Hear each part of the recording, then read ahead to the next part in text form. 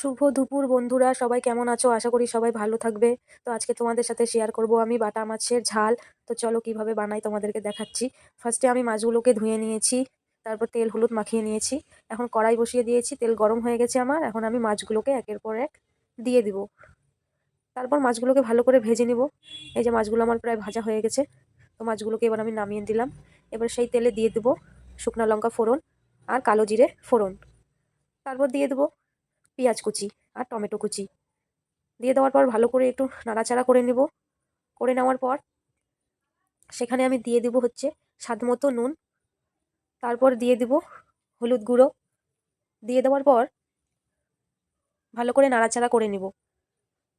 করে নেওয়ার পর সেখানে আমি দিয়ে দেবো আদা বাটা, রসুন বাটা আর পেঁয়াজ বাটা, কাঁচা লঙ্কা বাটা দিয়ে দিলাম। দিয়ে ভালো করে নাড়াচাড়া করে নিয়ে ভালো করে ভেজে নিতে হবে। তারপর এখানে দিয়ে দেবো শুকনো লঙ্কা গুঁড়ো।